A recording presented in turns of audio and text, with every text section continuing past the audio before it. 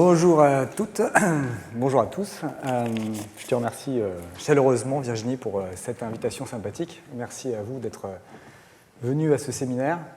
Et je voulais commencer en partageant avec vous un passage qui me semble assez cocasse sur la philosophie de l'animal, qui nous est proposé par Jacques Derrida dans un petit livre assez truculent qu'il a intitulé « L'animal que donc je suis », qu'il a publié suite à une conférence qu'il a donnée dans les années 90. Alors, Jacques Derrida sort de sa douche nu et il croise le regard de son chat.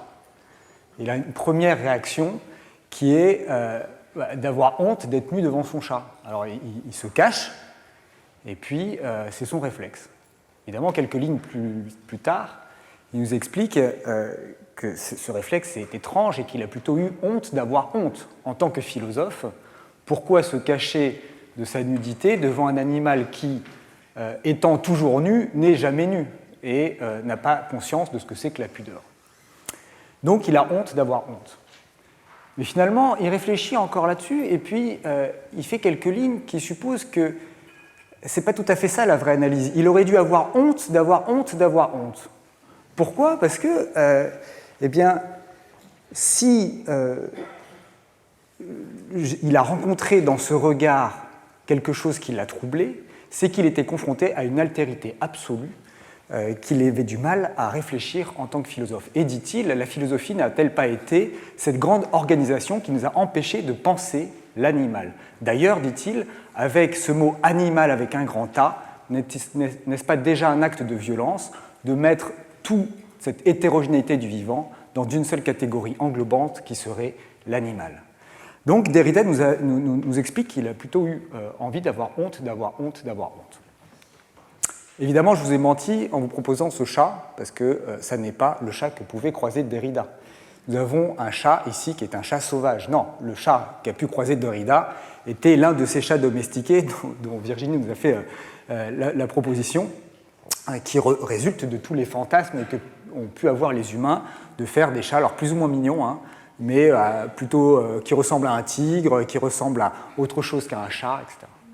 Vous voyez, le trouble qui se dessine ici, c'est que vous avez sur cette même photographie le rapport au sauvage, à l'animal sauvage, que Derrida ne pouvait pas croiser, à moins de courir nu dans la forêt, et le chat domestiqué. Alors, il se trouve que Derrida était déjà confronté à l'altérité la plus absolue en croisant le regard d'un chat domestique. Évidemment, le chat sauvage a quelque chose d'un peu différent. C'est un peu notre chat de Schrödinger, nous, le biologiste ici. Où est le domestique, où est le sauvage ? Si on regarde le domestique, il se trouve que même dans les chats les plus ornementaux, les plus absurdes, eh bien, il leur demeure quelque chose de sauvage. Si on regarde leur activité, diurne et nocturne, quelque chose leur rattache à leur ancêtre le plus sauvage, parce que leur comportement n'est jamais complètement domestiqué. Mais il faut avouer qu'il y a quelque chose de différent, ou comme un gradient. Si vous sortez du Collège de France, en face de la Sorbonne, rue des Écoles, vous allez croiser cette statue de Montaigne. Et Montaigne est l'auteur sur lequel s'appuie Derrida pour dire qu'au cours de la philosophie sur l'animal, il y a bien des exceptions. Montaigne fait figure d'exception parce que dès le XVIe siècle, il écrit qu'il n'y a pas de différence de nature entre l'homme et l'animal, mais bien une différence de degré. On est 300 ans avant Darwin, et on a une proposition d'une réflexion sur l'animal avec quelque chose de très subtil. Alors, on a voulu faire de Montaigne un précurseur de l'antispécisme, et à mon avis, c'est anachronique, mais il nous donne quand même quelque chose qui donne à réfléchir sur l'animal bien avant les réflexions contemporaines sur la question. Montaigne s'insurge aussi contre l'ethnocentrisme qui a lieu sous ses yeux de la colonisation de l'Amérique. Et vous avez finalement ce socle lourd que je voulais partager avec vous pour démarrer, on va pouvoir le disséquer, essayer de comprendre comment il s'organise, qui est une forme d'ethno-anthropocentrisme de domination qui est dénoncée déjà par Montaigne. Alors Montaigne, il a des citations qui sont assez belles, et il dit notamment sur le plus beau trône du monde, on n'est jamais assis que sur son cul. C'était une manière d'inviter à l'humilité et à la reconnaissance qu'on a beau faire des beaux discours, très souvent, on a besoin de se recentrer sur quelque chose de très simple. Alors, l'histoire que je vais vous proposer est une histoire un peu différente. Évidemment, beaucoup d'auteurs qui réfléchissent sur les humanités environnementales, qu'elles viennent de la sociologie, de la philosophie, de l'anthropologie, discutent ce socle lourd dont je vous ai parlé, c'est cet anthropocentrisme, le fait que l'humain a passé beaucoup de temps à discourir sur comment il était supérieur, soit vis-à-vis des animaux, ou soit un ethnocentrisme, comment certaines sociétés sont supérieures à d'autres sociétés afin de les coloniser. On pourrait continuer à réfléchir là-dessus. Il y a une autre possibilité, c'est de s'engager vers une histoire environnementale. Comment ça s'est passé, cette domestication du monde, cette colonisation des autres peuples et cette volonté de dominer la nature? Alors, moi, c'est l'enquête que j'ai voulu mener pour penser, alors non pas le vivant autrement, mais la crise du vivant autrement, que simplement comme l'expression, si vous voulez, d'une nature humaine qui serait celle de vouloir toujours tout dominer et tout coloniser. Non, il y a bien une histoire politique, industrielle, à réaliser. C'est ce que j'ai appelé un champ de bataille éthique et politique. Alors, je vais vous proposer de démarrer dans les années 70. Évidemment, j'aurais pu choisir d'autres dates. Il y a quelque chose d'un petit peu artificiel et d'absurde de vouloir capturer dans une date donnée le début d'une histoire environnementale qui serait celle de la dénonciation et de la crise écologique. On peut remonter au XIXe siècle, au XVIe siècle, etc. On trouve, c'est assez intéressant d'ailleurs, à chaque fois des traces d'une dénonciation de quelque chose qui est assez insupportable pour plusieurs personnes, qui est cet acte de colonisation et de domination de la nature. 1970 est intéressant parce que c'est l'anniversaire, le premier jour de l'anniversaire de la Terre, the Earth Day. On est le 22 avril et on a quand même 20 millions de personnes qui manifestent pour une seule raison qui est la sauvegarde de la planète. Alors, c'est quelque chose de très concret à ce moment-là.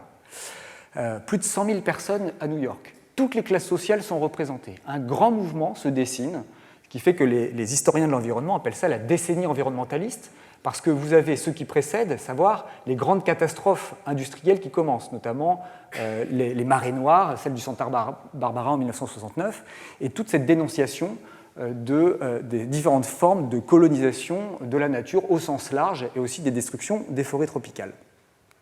Parmi les grandes figures qui ont lancé l'alerte vis-à-vis de cette destruction de la nature, on cite souvent Rachel Carson qui écrit en 1962 son livre Silent Spring qui alerte de l'effet néfaste de l'emploi du DDT, notamment sur les insectes, et dit-elle, qui va conduire au printemps silencieux à la fin, car les oiseaux ne pourront plus chanter dans les champs. Ce qu'on connaît moins, c'est la réaction à la publication de cet ouvrage. Vous avez en réalité une attaque en règle de ces propos de dénonciation de l'agrochimie et des effets néfastes de l'environnement, enfin, sur l'environnement de l'agrochimie par les géants de l'agrochimie. Et ça paraît assez naturel d'avoir quelque chose d'extrêmement conflictuel, d'une contre-attaque anti-environnementale, ce que les historiens ont appelé le environmental backlash, c'est-à-dire le retour de bâton de la dénonciation des effets néfastes des pesticides sur l'environnement, avec par exemple des contre-publicités nous expliquant que le DDT est bon pour la santé et que tout ce que Rachel Carson raconte est inventé, est construit et ne tient pas debout. Vous avez dans les milieux intellectuels aussi des dénonciations assez fortes comme ce rapport Les limites de la croissance, The Limits to Growth, qui est resté très, très fameux et qui nous met en garde sur cette difficulté de maintenir un modèle de croissance infini dans un monde fini et qui nous explique que de manière déterminée, obligatoire, une forme de limite va être atteinte avec des conséquences très fortes. Là encore, contre-mouvement qui va singer cette approche-là de la question environnementale en expliquant que cette pensée écologique sont des prophètes de l'apocalypse, ne sont qu'un ramassis d'absurdités et qu'il est inconcevable d'imaginer d'adhérer à ce type de pensée. Ce que je veux essayer de vous faire comprendre ici, c'est qu'on a un conflit plutôt sain qui définit deux visions du monde.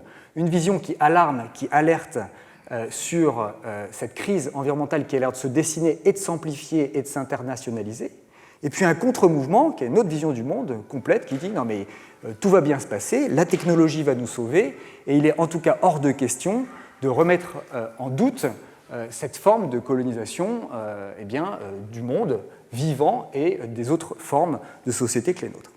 Donc reprenons notre histoire, nous avons ce conflit environnemental et contre-environnemental qui partage un petit peu la question de la crise écologique qui se dessine. Va venir en jeu, va rentrer en scène un tour de force assez subtil que je trouve intéressant, qui est très intéressant d'étudier. Ça va être l'idée que finalement, ça n'est pas l'industrie qui pollue, mais ce sont les individus. Nous produisons, mais vous polluez. Donc une des campagnes de publicité qui illustre très bien ça est celle qui est proposée par Keep America Beautiful, qui est une organisation qui va être financée par l'industrie de la canette et les industries les plus polluantes, qui vont faire des campagnes de pub massives pour expliquer qu'il n'y a pas de conflit à avoir. Il y a quelque chose de très empathique qui va se dessiner ici. Vous voyez, même les enfants, toutes les classes sociales sont représentées pour dire « People start pollution, people can stop it ». Il y a un moment donné où va se retourner non pas la question des responsabilités du côté de la production de biens qui vont être polluants, mais du côté des pollueurs qui sont au bout de la chaîne, les individus. Alors il y a quelque chose d'assez fort dans cette campagne de publicité, c'est une campagne qui est restée comme l'une des plus connues en fait, dans le milieu de la publicité aux États-Unis, qui est celle d'un Indien qui est en canoë, qui descend une rivière, et puis cet Indien, il rencontre des canettes qui flottent, il tourne le visage, et puis on voit une larme qui coule, et donc il y a l'Indien qui semble triste. Cet Indien triste est resté 10 ans sur les écrans et a accompagné cette publicité de « People start pollution, people can stop it ». C'est une manière d'essayer d'inviter à la protection, ou en tout cas à ne pas jeter ces détritus dans la nature. Alors il se trouve que cet Indien n'est pas un Indien, mais un acteur italien, qui n'est pas du tout quelqu'un qui a vécu aux États-Unis, et qu'il est payé par l'industrie de la canette pour faire cette publicité-là. Donc, il y a une forme de recherche de réconciliation entre ces deux camps par quelque chose de beaucoup plus empathique. Si on regarde America Beautiful aujourd'hui, on ne change pas les choses qui gagnent, qui marchent bien, c'est effectivement toujours un peu la même idée que vous êtes les acteurs de la pollution, vous en tant qu'individu. Alors, il se trouve qu'aujourd'hui, les financeurs de ce type de campagne se sont élargis. Donc, on retrouve parmi eux les plus grands pollueurs. Notamment Nestlé, que j'aime bien, qui a fait une campagne de publicité sur la bouteille plastique comme étant le produit de consommation le plus responsable au monde. Donc, en fait, il n'y a pas de limite sur la manière dont la publicité peut incorporer les questions environnementales pour dire à peu près n'importe quoi. Aujourd'hui, la question de la biodiversité a été incorporée dans les mêmes mécanismes. C'est quelque chose de mondain. Comment on peut être contre la protection de la biodiversité? Tout le monde est pour. Porsche a des programmes de protection de la biodiversité. Nutella, Veolia financent le Congrès mondial de protection de la nature. Total est évidemment très engagé sur la biodiversité. Les chasseurs sont des protecteurs de biodiversité. Le MEDEF s'engage pour la biodiversité. On fait des trophées de la biodiversité et vive la biodiversité. Simplement, il y a quelque chose de tout à fait étonnant qui se passe à ce moment-là, c'est que la notion de biodiversité proposée dans les années 80 était dans une lignée d'alerte, de dire attention, on est en train d'éroder la diversité biologique, avec des conséquences pour l'instant absolument inconnues et puis dramatiques sur le plan éthique. C'était une recherche politique, une recherche d'une autre vision du monde que celle qui consistait à toujours tout conquérir et tout dominer. Aujourd'hui, c'est complètement incorporé, neutralisé, phagocyté, dépolitisé, pourrait-on dire, dans quelque chose qui ressemble à plutôt une industrie du marketing de la biodiversité. Alors ça, c'était l'histoire industrielle brossée de manière assez grotesque, absurde, dans sa simplification, de la manière dont on a dépolitisé progressivement la question par ce biais industriel du problème fondamental qui est la destruction de la nature telle qu'elle a été généralisée, intensifiée dans les années 80. On peut faire la même histoire du côté plus politique au sens de la manière dont le pouvoir s'est emparé de la question et de la manière dont certains rapports de force se sont redessinés. Voilà notre type de sitting dans les années 70, qui est la première grande conférence internationale sur la question de l'environnement, la conférence de Stockholm en 1972. C'est celle qui va lancer toute la grande série des conférences, des COP, qu'on va connaître jusqu'à encore récemment, organisées par l'OCDE pour la question de l'environnement. C'est dans la lignée de ce que je vous ai expliqué sur le Earth Day, c'est-à-dire la prise de conscience, malgré tout, des problèmes environnementaux. Ce qu'on connaît moins, c'est la manière dont ces rapports se sont redéfinis au cours du temps dans un agenda tout à fait particulier. Il y avait plusieurs options pour penser la gouvernance de la biodiversité à cette époque-là. On oublie par exemple que c'est sous Reagan et Thatcher, donc champions du libéralisme à l'époque, que va être défini le GIEC. C'est eux qui définissent le GIEC. Et ils l'écrivent de manière assez claire, c'est pour pouvoir contrôler les contrôles, pour pouvoir être sûr que les termes du débat sur la régulation des problèmes climatiques soient laissés aux politiques en dernier ressort et non pas ne soit pas trop contraignant. Pareil pour le rapport Brundtland, qui est le grand rapport qui va définir le développement durable. C'est une certaine organisation politique de la manière dont les problèmes environnementaux vont être dessinés, qui nous ont accompagnés pendant des décennies. Il y avait d'autres histoires possibles de la question environnementale. Ici, j'attire votre attention sur le fait que c'est au même moment que Michel Foucault donne ses cours au Collège de France sur quelque chose qu'il a appelé la naissance de la biopolitique.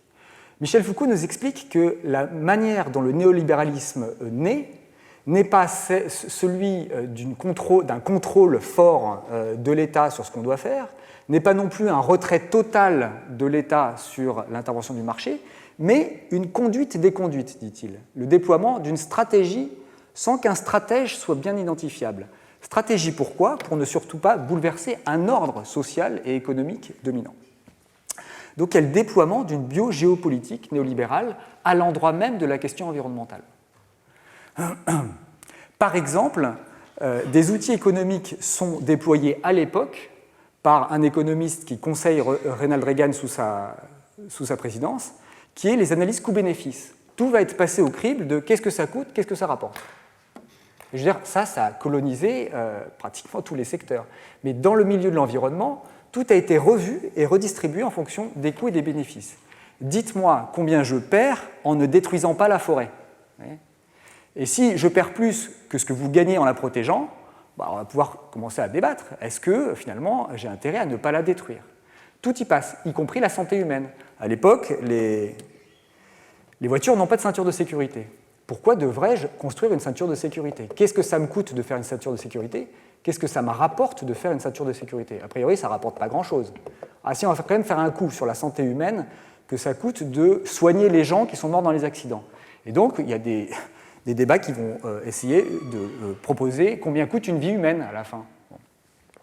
Et tout est pensé par le biais des analyses coût-bénéfice qui permettent de réguler les régulations. On est dans cette approche des problèmes environnementaux sous une analyse très particulière. Il y avait bien d'autres manières d'envisager la question environnementale que l'analyse coût-bénéfice. Alors, qu'est-ce que ça a donné ? Ça a donné la succession des COP, vous voyez. Donc ça, c'est la réunion de toute la suite des conférences de Stockholm, dont le sommet de Rio en 1992. On a les accords de Paris, là, la COP 21, assez connue, effectivement. Et vous avez la succession de ces COP le long de la courbe d'augmentation du carbone, la concentration en carbone dans l'atmosphère. Vous voyez que ça n'a pas été très efficace, cette gouvernance de la biodiversité, qui a été une manière de surtout ne pas changer grand-chose, d'organiser le développement durable qui nous explique qu'on peut faire une chose et son contraire, à savoir protéger et détruire, ou développer tout en protégeant. Il y a une forme de mystification qui est celle des responsabilités. En bout de chaîne, vous êtes les responsables si vous ne jetez pas la canette là où il faut.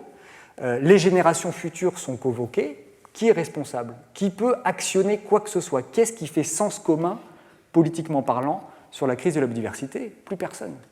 C'est pour ça qu'on arrive à cette notion de bio-géopolitique de la biodiversité, parce que la gouvernance du climat se donne à voir comme quelque chose où on ne sait pas qui gouverne et qui décide pour aller vers où. Alors ça donne quelque chose de très tendu aujourd'hui, honnêtement, qui est d'un côté une politique de la promesse.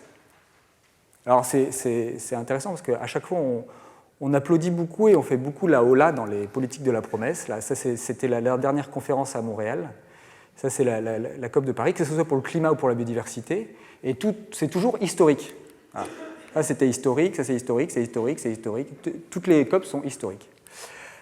Et on promet. Moi j'ai connu cet objectif qui était l'objectif 2010 où on avait promis d'arrêter la crise de la biodiversité. En France, on avait dit même on va la stopper, on ne va pas juste arrêter le déclin, on va même... voilà, alors nos actions sont censées avoir un impact positif net, c'est le grand Green New Deal aux États-Unis, on va faire que notre planète devienne de nouveau de très bonne qualité. Donc on a une politique de la promesse. Mais pourquoi tant de promesses? Pourquoi tant de promesses alors que on voit très bien qu'il n'y a pas vraiment possibilité d'infléchir quoi que ce soit à ce niveau-là, ou que c'est très difficile, ou en tout cas qu'on a 40 ans de recul pour montrer que manifestement, ce n'est pas comme ça que les choses vont se passer. Et en face, on a une science de la détresse, pourrait-on dire. Avec le dernier rapport du GIEC qui nous explique que la hausse de 2 degrés de la température mondiale sera apocalyptique. Alors, moi je suis un peu intimidé par l'apocalypse, je ne sais pas vous, mais on va plus loin que l'apocalypse maintenant. 2022, c'est 2,7 degrés à la fin du siècle. Alors là, j'avais un peu chaud, mais là, ça m'empêche de penser, là, au-delà de l'apocalypse. Bon. Alors une manière de voir ça, j'aime beaucoup ce graphique, c'est immédiat. Donnez-moi votre âge et je vais vous dire si vous allez voir l'apocalypse. Moi, je me situe à peu près là, et donc c'est les températures que je vais croiser au cours de ma vie. Voilà. À peu près. Donc, voilà, l'apocalypse, je vais la connaître. Je suis un peu embêté avec la réforme des retraites parce qu'au moment où je vais m'arrêter, je serai au-delà de l'apocalypse si ça continue. Bon. Alors, mes filles, je suis embêté parce qu'elles se situent par là, c'est pas génial pour elles. On est à plus 2,5 degrés. Vous voyez, c'est quelque chose de très immédiat qui vous donne en gros ce qu'on va croiser comme température au cours de notre vie. Pour ce qui est de la biodiversité, les choses sont aussi tout à fait apocalyptiques. Le champ sémantique pour décrire la crise de la biodiversité est tout à fait étrange. On parle d'annihilation de la nature. L'annihilation, ça... Alors l'annihilation de la nature dans un climat apocalyptique, ça commence à faire beaucoup. Et on pourrait penser que c'est que les grosses bêtes. Voilà, tant pis s'il n'y a plus de baleines, plus de singes, tout ça. Mais non, en fait, comme le disait Rachel Carson, Printemps silencieux, ou Stéphane Foucard, ça va aussi toucher les petites bêtes. Les scientifiques parlent de l'Armageddon des insectes.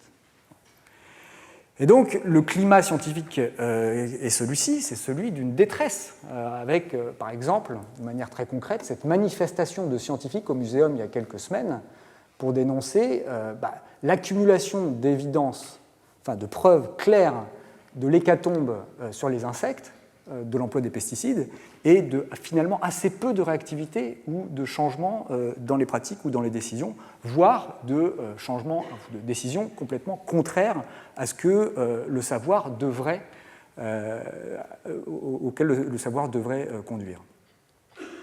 Alors il y a d'autres secteurs qui sont très inquiets, comme le secteur de la mode, parce que le réchauffement climatique risque de changer un petit peu l'épaisseur des jupes et la taille des pantalons, vous voyez. Donc évidemment, tout le monde est paniqué. Bon. Mais plus sérieusement, les scientifiques ont des mots un peu nouveaux que moi je ne connaissais pas quand j'ai commencé la recherche, celui de rébellion. La rébellion est nécessaire. Qu'est-ce que ça veut dire? Que des scientifiques se rebellent contre qui? Contre quoi? Bon. Donc, vous voyez que le climat qui est celui de la crise de la biodiversité aujourd'hui, c'est un climat extrêmement étrange, qui est celui d'une promesse qui se confronte à une détresse scientifique, d'accumulation, d'alerte et de preuves depuis Rachel Carson que les choses ne peuvent pas continuer telles qu'elles continuent. Pourtant, l'ensemble est présenté comme non pas les termes d'un conflit, mais quelque chose de rassembleur. L'écologie, nous sommes tous pour l'écologie. Mais non, c'est quelque chose de conflictuel, fondamentalement conflictuel, à essayer de redessiner une société écologique. Alors voilà l'autre gadget un petit peu qui est proposé pour clore un petit peu ce temps sur la gouvernance de la biodiversité telle qu'elle est pensée aujourd'hui. C'est le système qui a été pensé par des économistes de l'OCDE qui serait que vous auriez un état de la biodiversité soumis à des pressions qui entraîneraient des réponses politiques. Pression, état, réponse. Voilà. C'est pas plan épargne retraite, hein, c'est pression, état, réponse. Voilà. Et ce qu'il y a de dérangeant, c'est que ça mystifie, comme je vous ai dit un petit peu, les acteurs. Qui sont les acteurs? Et quelle est la volonté qui voudrait qu'il y ait effectivement une réponse qui diminuerait les pressions? Rien n'indique que qui que ce soit ait envie de changer le niveau de pression en politique. De même que c'est complètement linéaire. On sait très bien en écologie que vous n'avez pas un système linéaire qui lie pression et réponse. Il y a des boucles de rétroaction, c'est compliqué, etc. Mais on a créé cet imaginaire d'une Terre sous contrôle et il suffirait d'actionner les bons leviers pour enfin régler la température de la Terre en dessous de 2 degrés ou arrêter le déclin de la biodiversité. Ce qui fait que finalement, quand on se penche sur l'histoire et l'écologie politique de cette catastrophe écologique, on arrive à peu près à cette situation qui est de ce pauvre baron de Munchausen, vous voyez, qui essaye de se tirer par les cheveux pour se sortir du bourbier dans lequel il s'est mis. C'est-à-dire qu'on ne voit pas que problème et solution sont difficiles à distinguer finalement. On ne résoudra pas les termes de ce problème tant qu'il continue à être présenté sous la forme d'une équation à 3 inconnus, pression, état, réponse, de manière circulaire, avec une bonne volonté qui serait orientée vers la résolution de quelque chose d'aussi grandiose que la crise climatique ou la crise de la biodiversité. Donc le deuxième temps que moi je vous propose d'envisager, c'est de penser les termes de la crise de la biodiversité un peu différemment. Déjà, en imaginant qu'elle ne se gouverne pas. On n'a pas un gouvernement du vivant. Précisément, c'est ce que Foucault essayait de dépeindre comme une mise en garde. La gouvernementalité du vivant n'est jamais achevée parce qu'elle se heurte à des résistances, à des choses qui ne se laissent pas attraper. On parle d'une nature récalcitrante. On l'a un peu vu avec la présentation de Virginie juste avant. Dès qu'on essaye de couper des gènes, on a obligé d'avoir un coup d'avance sur ce qu'il faut faire pour rattraper en cas d'échappatoire. Et on est toujours en train de courir derrière cette grande domestication du vivant qui n'a jamais réellement eu lieu, de manière totale et définitive. Donc en pensant qu'elle se gouverne. Comment réussir à échouer? En pensant qu'elle se gouverne. Et en pensant que naturellement, comme par enchantement, les modes de pensée et les acteurs de sa dégradation sont réellement engagés dans sa protection. Il faut être capable, il ne faut pas avoir peur de ce qu'on a, effectivement, des relations de force, des relations de pouvoir, du poids des lobbies, etc., qui sont absolument majeures dans la manière dont l'histoire environnementale se comprend aujourd'hui. Alors, une autre forme de recherche plus stimulante, de mon point de vue, qu'on développe dans certains laboratoires, c'est de dire, plutôt que de faire une science de la détresse, essayons d'y ajouter des points à défendre. Il y a des zones à défendre, mais il y a des points à défendre. Il y a un socle intellectuel dont on peut s'emparer pour être de dire, ça, on peut le défendre pour de bon comme quelque chose de non négociable, sur lequel on va pouvoir s'attarder. Par exemple, la définition d'une échelle politique d'actionnabilité. Il n'y a pas d'humanité. L'humanité est une catégorie absurde. Ce n'est pas une catégorie politique.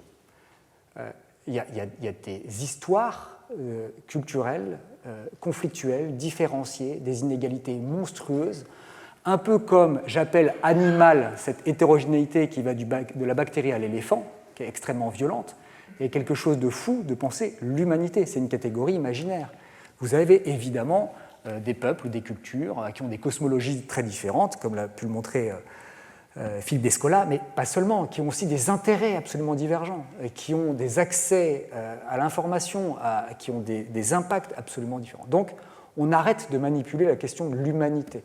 On arrête de penser des espaces-temps qui sont des purs produits imaginaires, mais qui n'ont pas d'actionnabilité, qui ne font pas de sens commun. On pense plutôt une échelle sur laquelle quelque chose peut être décidé.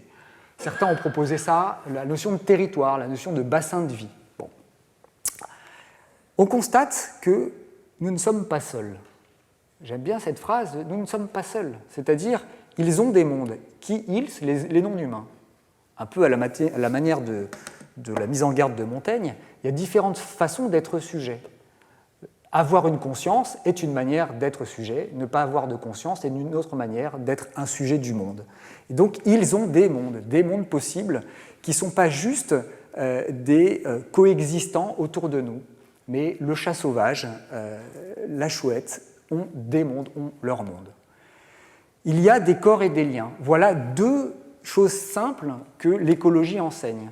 C'est-à-dire que le monde humain est un monde particulier, au même titre que le monde des non-humains. Il y a des corps et des liens, c'est très important pour dire que ça n'est pas abstrait. Vous avez en face de vous des temporalités avec des phénomènes de reproduction, de dispersion, de locomotion. Toute cette vie animale ou des non-humains eh bien, est en interaction. Il y a des mondes qui ne sont pas des mondes humains, il y a des corps, il y a des liens.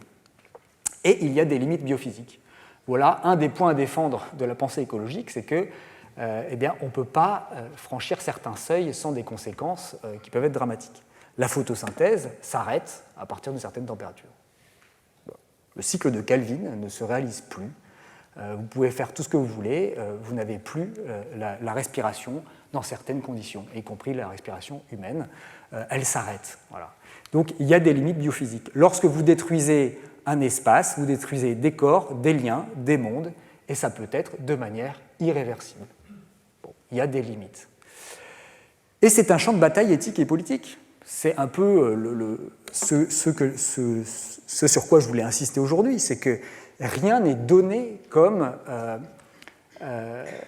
étant gagné. Il y a des alliances, il y a des ennemis et il y a des alliés. Donc, alors je m'en veux un peu d'avoir pris ce poulpe, parce que le pauvre poulpe, lui, il est représenté comme un être maléfique, alors que c'est fabuleux, un poulpe, c'est très gentil, un poulpe. Mais j'aimais bien cette idée de cette difficulté, cette polycrise difficile à envisager seulement par un seul bras. Vous voyez, ça n'est pas juste parce qu'on exploite le vivant, ça n'est pas juste parce qu'on le domestique, mais vous avez un ensemble d'attributs qui tend à imposer une forme d'être au monde qui va aller vers une forme de dégradation du vivant. Donc c'est un champ de bataille éthique et politique. Alors je vais en développer très rapidement quelques-uns pour montrer ce qu'on peut essayer d'actionner et de changer sur le plan intellectuel.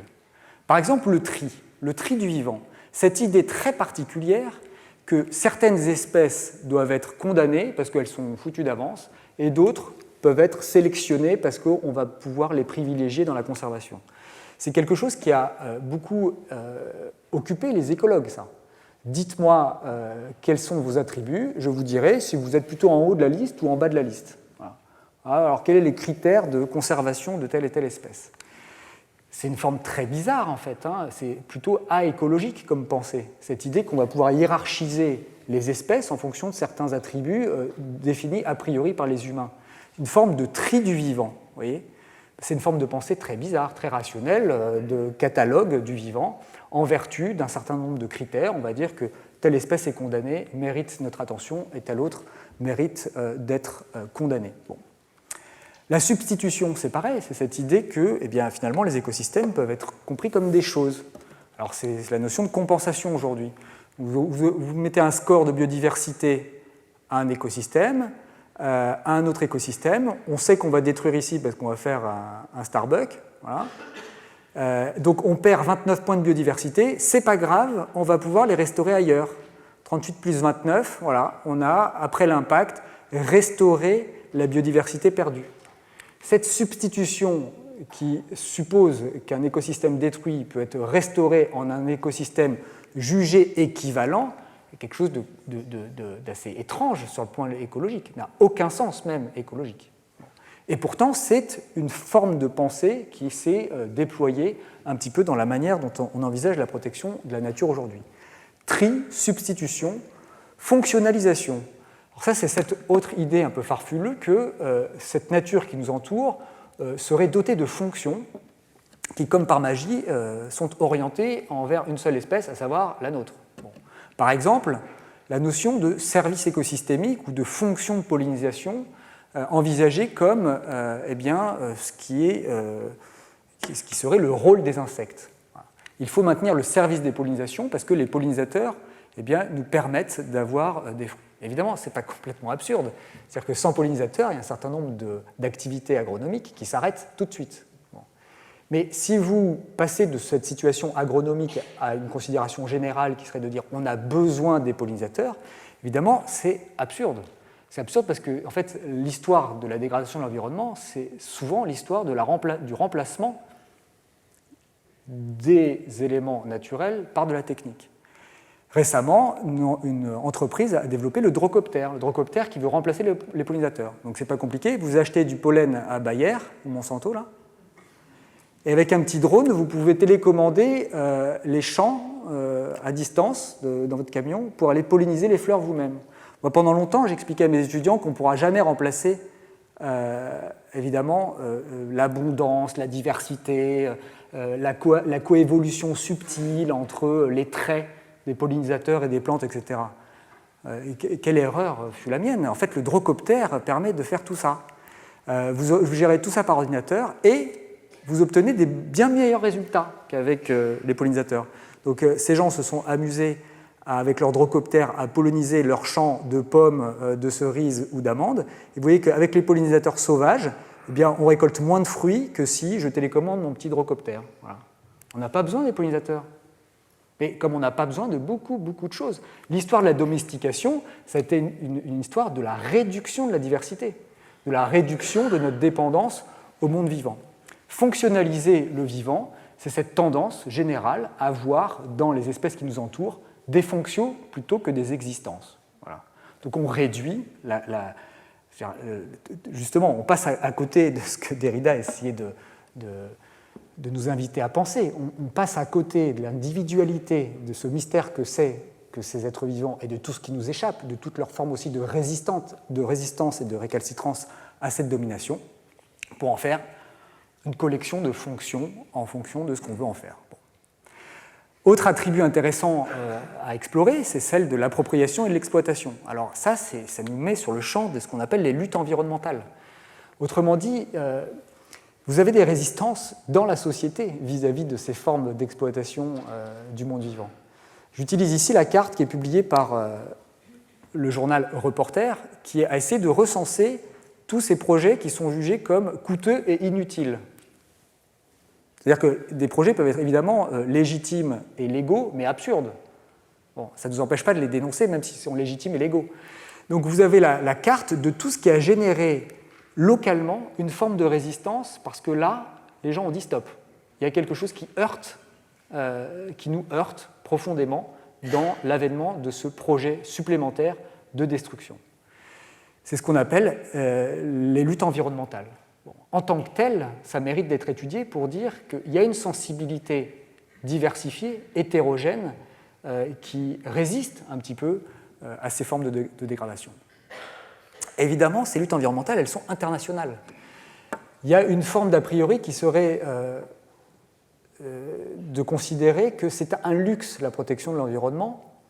Et il y a tout un travail qui a été notamment mené par Juan Martínez Allier, qui a écrit un livre qui s'appelle « L'écologie des pauvres », et qui fait tomber cet a priori que c'est un luxe, et qu'il n'y aurait que les pays du Nord qui seraient préoccupés par les questions environnementales. Lorsqu'on fait l'histoire des luttes environnementales profondes, et lorsqu'on regarde la distribution spatiale de ces luttes environnementales, on s'aperçoit que c'est quelque chose de tout à fait international. Vous avez, y compris dans les situations les plus pauvres, des personnes qui résistent en disant « là, il y a une forme de prédation d'une activité qu'on veut combattre ». Donc il y a une internationalisation d'une multiplicité de luttes locales qui ont toutes leurs spécificités. Voilà, je vous remercie de votre attention.